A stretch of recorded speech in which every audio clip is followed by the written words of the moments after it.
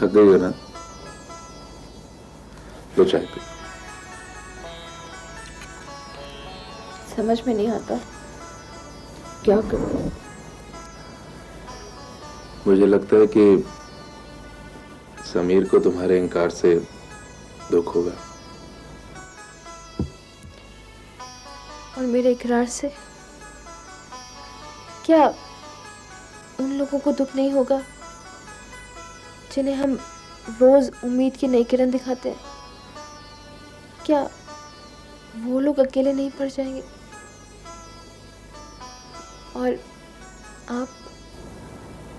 मेरा क्या है, जहां तुम वहां मैं। पर फिर भी एक बार अच्छी तरह से सोच लो। समीर के प्रति हमारे जो कर्तव्य थे वो हमने पूरे किए हैं, और अब उन लोगों के लिए जो हमारे फर्ज हैं वो पूरे करने हैं।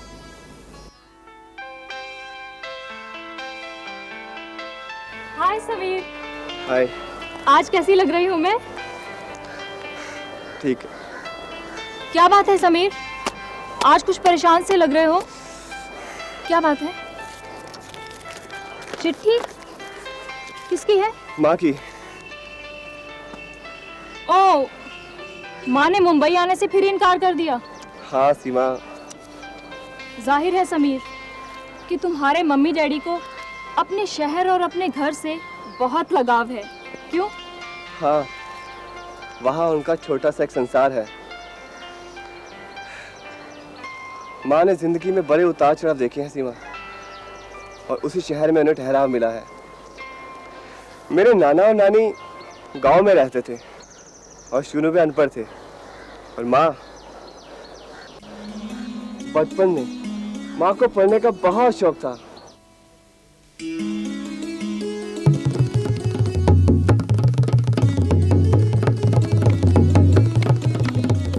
मामा, मैं भी स्कूल जाऊंगी। बेटी, तू पढ़ लिख कर क्या करेगी? लड़की है, चल चूल्हा फूंक। पर माँ, और लड़कियां भी तो स्कूल जाती हैं। कहा ना, ज्यादा बकबक नहीं कर। गंगा को पुआल दे, जा।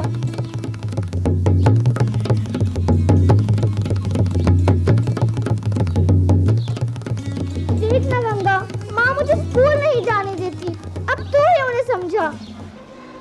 अरे भाई रामलाल, ओ रामलाल। लाला जी आप? राम राम लाला जी, बैठिए बैठिए। अरे मैं यहाँ बैठने के लिए नहीं आया हूँ, पैसे लेने आया हूँ। चलो जल्दी से 1000 रुपए लेके आ जाओ। 1000 रुपए?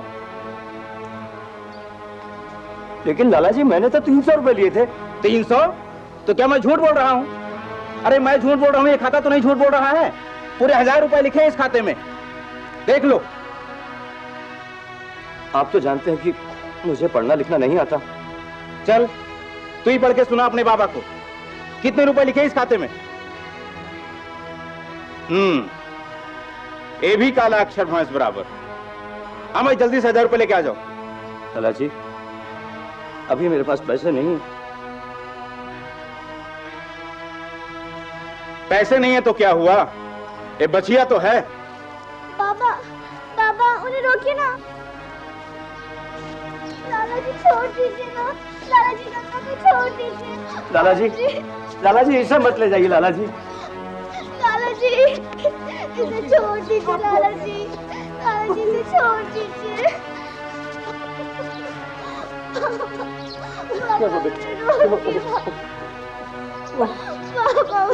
चुप हो जा बेटा, चुप हो जा। देखा, अगर आज आप पढ़े लिखे होते तो पनिया हमारी गंगा को कभी नहीं ले जाता। क्या दादा परदादा, क्या हम सभी अनपढ़ रहे? पीढ़ी दर पीढ़ी लोग हमें छलते रहे, और इसी तरह हमारी सारी जायदाद लुटती रही। कुछ ये मुंशी लोग खा गए, और कुछ ये लाला लोग। पापा मुझे पढ़ाओ ना। हाँ बेटे, मैं तुझे जरूर पढ़ाऊंगा, जरूर पढ़ाऊंगा बेटी, मैं तुझे जरूर पढ़ाऊंगा।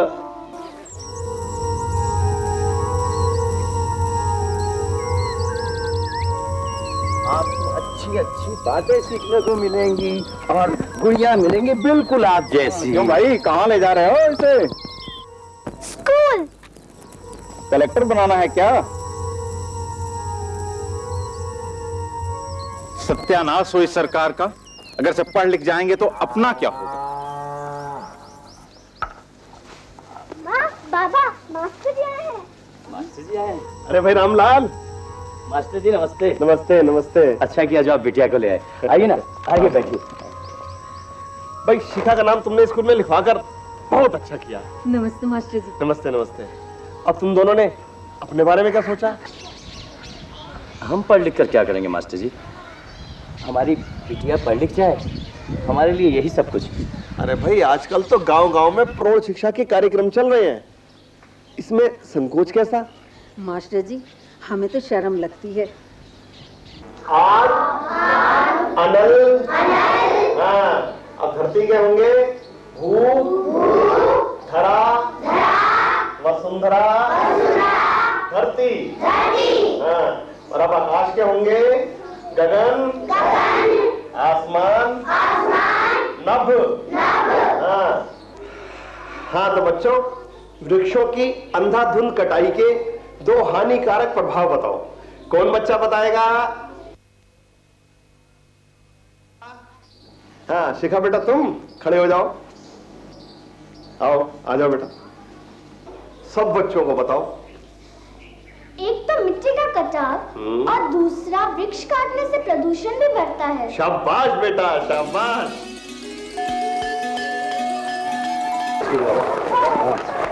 कैसे हो रामलाल? ठीक हूँ, आप सुनाइए। अच्छा रामलाल, मैं भी तुम्हारे घर ही आ रहा था। जी कहिए। वो है कि मेरी बदली रामपुर हो गई है। आपकी बदली रामपुर हो गई? ये कैसी खबर सुना रहे हैं मास्टर जी? आप रामपुर चले जाएंगे तो शिखा बिटिया की पढ़ाई का क्या होगा? वो तो तुम्हें जारी रखनी ही होगी, समझे? हाँ शिखा बिटिया, हमेशा की तरह मन लगाकर पढ़ाई करना है। जी मास्टर जी।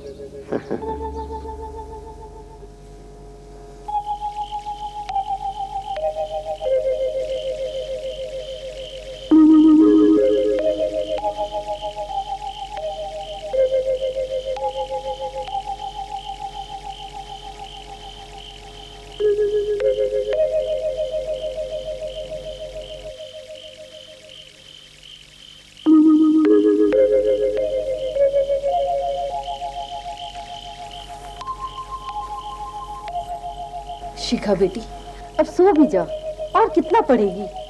देख कितनी रात हो गई है। बस माँ, कल आखिरी पर्चा है।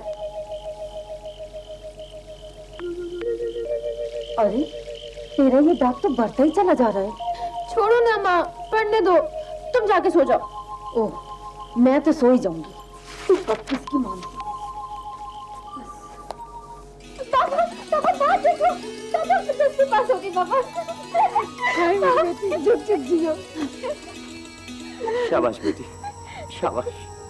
आज तूने मेरी इच्छा पूरी कर दी। शिखा बिटिया पास हो गई ना? मुबारक हो बेटा, मुबारक हो। अरे जीती रहो बेटा। आइए मास्टर जी, आइए बैठिए। अरे भाई अंदर से कुछ मीठा मीठा लाओ, मास्टर जी का मुंह मीठा कराओ। हाँ हाँ क्यों नहीं, अभी लाती हूँ। मास्टर जी 10 साल बाद आए हैं आप, गांव की कभी याद नहीं है आपको? याद तो रोज ही आती थी, पर रिटायरमेंट के बाद मैंने कुछ रोगियों को पढ़ाना शुरू कर दिया। आज हम सफाई के बारे में बात करेंगे। आप सब लोग मेरे बात बोलेंगे। जब तन साफ हो, मन साफ हो, घर साफ हो, नगर साफ हो, डगर साफ हो, शहर साफ हो, तब बात है। और उन्हें आत्मनिर्भर बनाने के लिए पूरी कोशिश कर रहा हूं। अच्छा मास्टर जी, और दीपक? वो भी कुष्ठ रोगियों की सेवा कर रहा है, बहुत होनहार डॉक्टर है वो। ये तो बड़ी खुशी की बात मास्टर जी। वो कल तक जो चड्डी पहनकर घूमता था आज डॉक्टर बन गया है। लीजिए मास्टर जी। शिखा बिटिया, अब आगे चलकर क्या करोगी? मास्टर जी, मैं 12वीं के बाद बीए करना चाहती हूँ। मास्टर जी, हमारे गांव में ना तो 12वीं है और ना उसे क्या कहते हैं बीए। हाँ बीए। तो अब शहर में ये किसके साथ में रहेगी? मेरे साथ। शिखा मेरे साथ रहेगी। आप लोग अब निश्चिंत हो जाइए। मास्टर जी,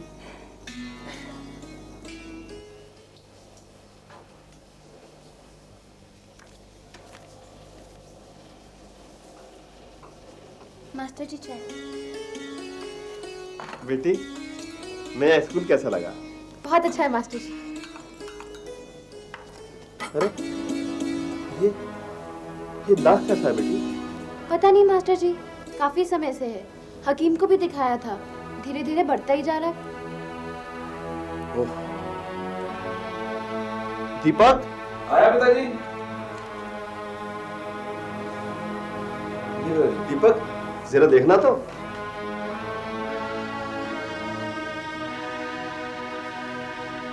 कब से आई? ये कोई 2-1 साल से। महसूस हो रहा है कुछ? नहीं ठंडा गरम लगता है? नहीं।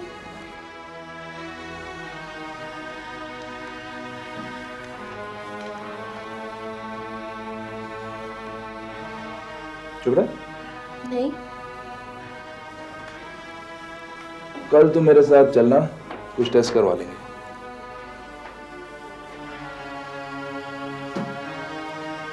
अरे रामलाल, मास्टर जी, सब ठीक तो है ना? क्या बात है, अचानक हमें तार देकर बुलवा लिया? शिखा ठीक तो है ना? हाँ हाँ सब ठीक है। दरअसल आपको बताना जरूरी था। क्या बताना जरूरी था? अरे पहले आप बैठिए तो सही। आइए।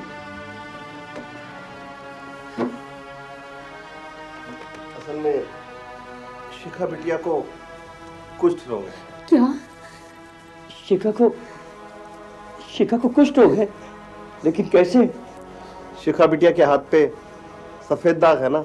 हाँ हाँ।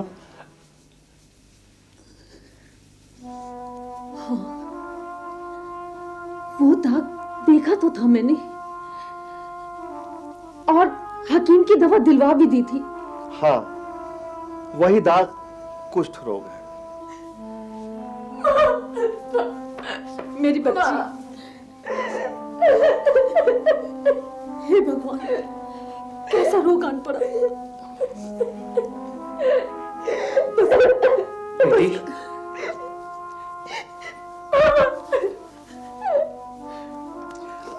ना रो रही बेटी, हम है ना। अरे आप लोग चिंता मत कीजिए, शिखा बिटिया बिल्कुल ठीक हो जाएगी। लेकिन मास्टर जी, मेरी बात का यकीन ना हो तो दीपक से पूछ लो। अच्छा हुआ कि बात बिगड़ने से पहले इसकी बीमारी का पता चल गया। ये कुष्ठ रोग की शुरुआत है। अगर और देर हो जाती तो रोग बढ़ जाता और अंग विकृत हो जाते। लेकिन शिखा को ये कुष्ठ रोग कैसे हुआ?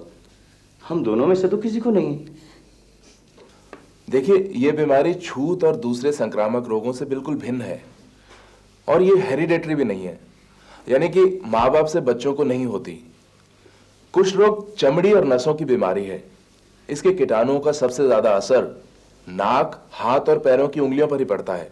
तो फिर शिखा को कुष्ठ रोग कहां से हो गया?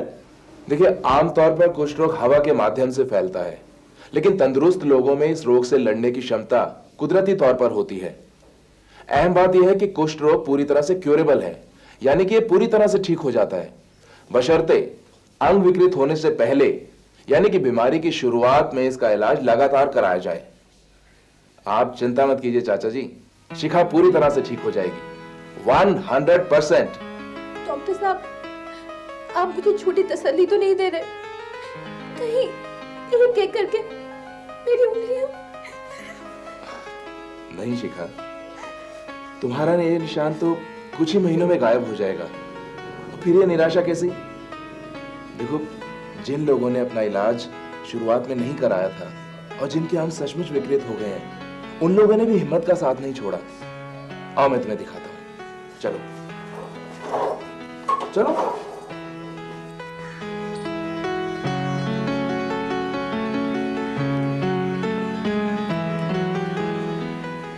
रोशनी, रोशनी,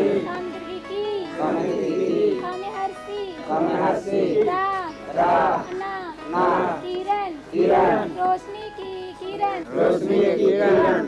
हाँ, सबको आप लोग अपना अपना किताब खोल के देखिए, आगे देखते हैं।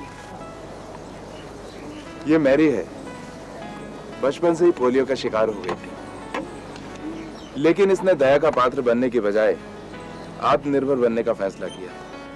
आगे? और अपनी पढ़ाई जारी रखी और अब टीचर बन गई है और ज्ञान का प्रसाद बांट रही है।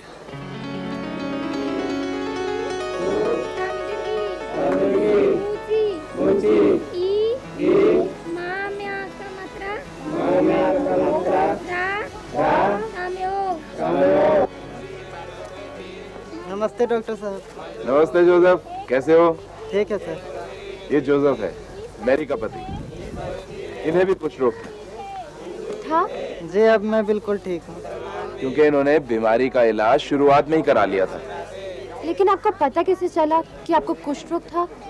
एक दिन मैंने अखबार पढ़ा और पता चला कि कुष्ठ रोगी का लक्षण क्या होते हैं, और फिर उसके बाद डॉक्टर से सलाह लिया और इलाज करके बिल्कुल ठीक हो चुके हैं।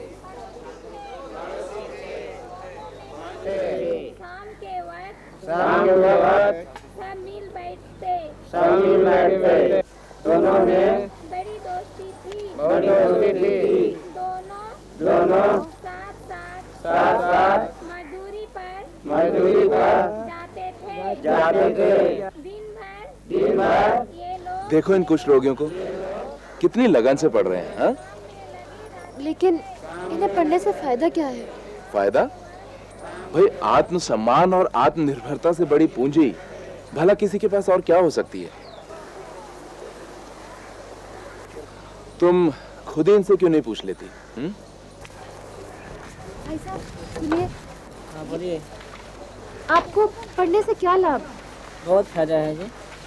जैसे हम चिट्ठी पढ़ लेते हैं, अपने घर का सब हिसाब कर लेते हैं। बाबा आपको पढ़ने से क्या लाभ? पढ़ना, मनुष्य जब जन्म लेता है तो उसे शिक्षा का ज्ञान नहीं होता, और जब ज्ञान नहीं होता तो वह अधूरा रहता है, तो उस समय वो अंधा होता है। अब शिक्षा का ही परिणाम है कि हम क्या हैं, नहीं हैं, हम आत्मनिर्भर कैसे बनेंगे। ये हवाई जहाज या विज्ञान, कला और कॉमर्स, ये सब जितनी चीज़ें हैं सब शिक्षा का है। यहाँ कुछ रोगी सिलाई करने, पट्टी बनाने, जूते बनाने, खेतीबाड़ी करने के अलावा यहाँ रोज पढ़ने भी आते हैं, ताकि जो भूल उनसे निरक्षर रहकर हुई है वो दोबारा न हो। कौन सी दवाई खानी है, कब खानी है, अपना ध्यान कैसे रखना है, ये सारी बातें भी इन्हें साक्षर होकर ठीक से समझ में आती हैं। अपने अपने क्षेत्र में नई नई टेक्निकों के बारे में ये पुस्तिकाओं में पढ़ सकते हैं, उन्हें अडॉप्ट कर सकते हैं और फिर एक नए जोश के साथ जीवन का आनंद भी ले सकते हैं। जैसे अच्छे विचार और भाव आत्मा के लिए अमृत हैं, वैसे ही साक्षरता दिलो दिमाग के लिए अमृत है। कौन जाने इनमें ही कोई बड़ा कवि या बड़ा लेखक छुपा हो।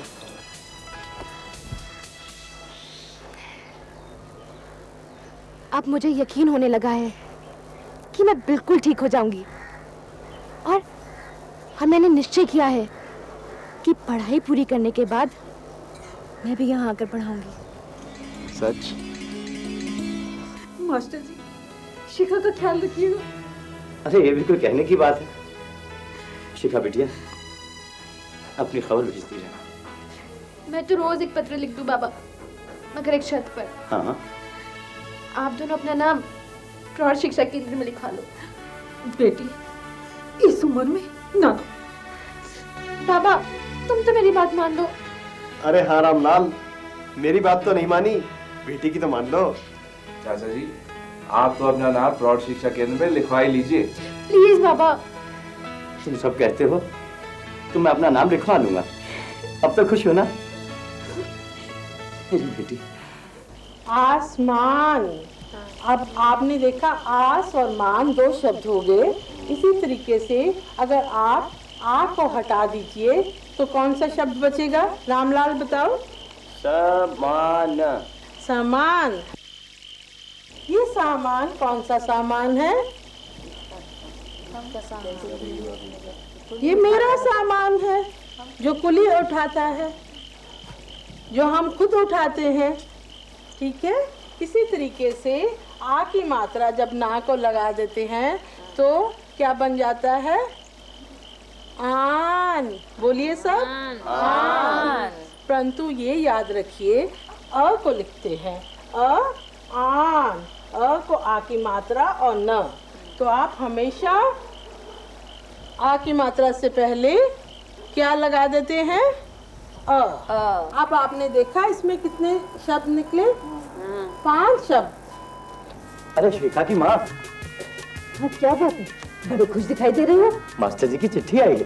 क्या लिखा है इसमें? हमारी शिखा तो ठीक है ना? अरे हमारी शिखा तो ठीक है, उन्होंने अपने बेटे के लिए हमारी शिखा का हाथ मांगा है। सच? शिखा मास्टर जी के घर जाए, इससे बढ़कर और खुशी की क्या बात हो सकती है? और उन्होंने ये भी लिखा है कि अगर हमें ये रिश्ता मंजूर है तो हम फौरन वहां चले आए।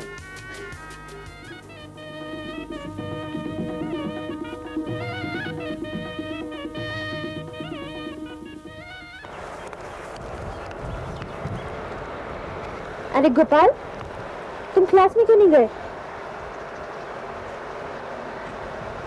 मैं क्या करूंगा पढ़ लिख कर, मेरी तो उंगलियां ही विकृत हो चुकी है। मैं अब जीना नहीं चाहता दीदी। नहीं गोपाल, ऐसे हिम्मत नहीं हारते। आप लोग जब भी दुकान पे जाते हैं तो कोई भी चीज पैसे देकर ही खरीदते हैं ना। अगर आपको जोड़ना या घटाना नहीं आएगा तो कोई भी दुकानदार छल कर सकता है आपके साथ। इसलिए आज हम रकम का जोड़ना सीखेंगे, ठीक है? 1 रुपए में कितने पैसे होते हैं? 100। शाबाश। तो 5 जमा 5 हुआ 10, हासिल हुआ 1। 7 और 1 कितना होता है? 8। 8 और 2 10। यहाँ हासिल हुआ 1। 1 जमा 0 कितने रुपए हुए? 1 रुपया।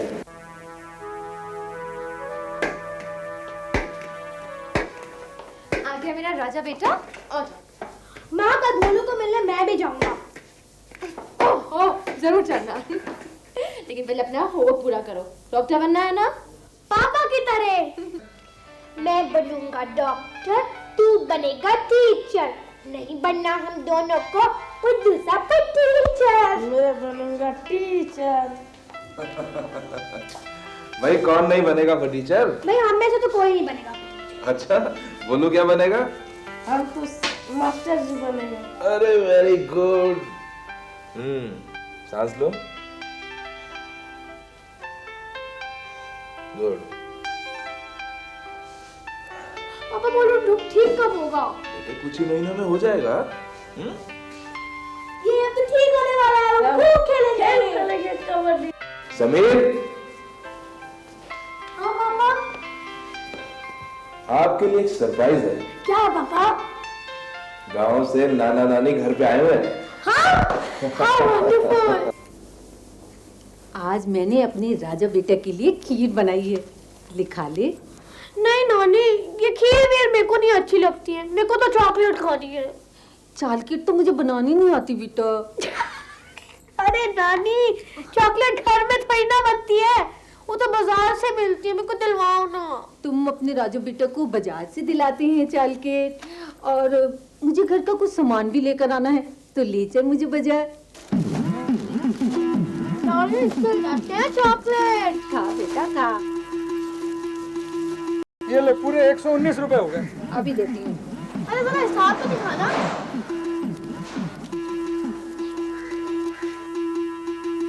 अरे नानी, ये तो आपसे पूरे 9 रुपए ज्यादा ले रहा है। क्या? पुलिस को बताओ।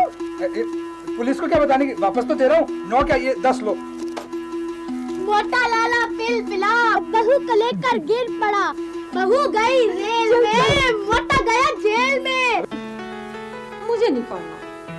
अरे नानी, पढ़ना तो तुम्हें पड़ेगा ही। एक तुम ही हो जो हमारे घर में अनपढ़ हो।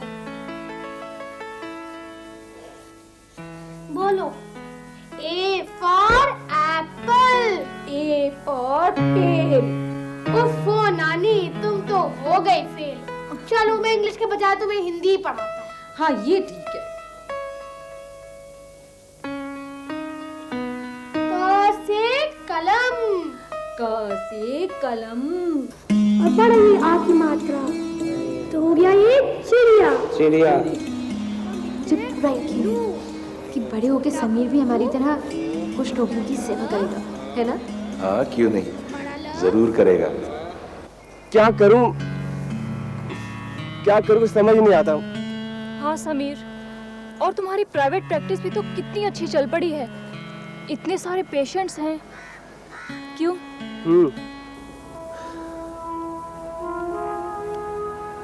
अब हमें क्या पता था कि समीर प्राइवेट प्रैक्टिस के चक्कर में पड़ के अपने परिवार को ही भूल जाएगा।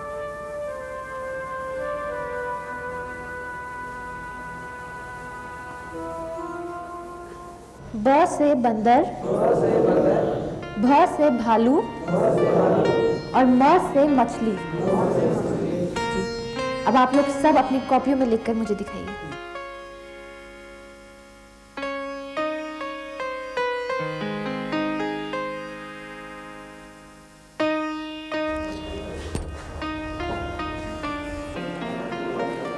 मुन्नदा लिखा आपने?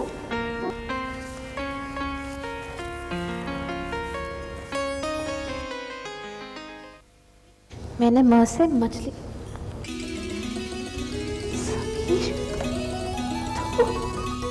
माँ, मैं आ गया माँ, हमेशा के लिए।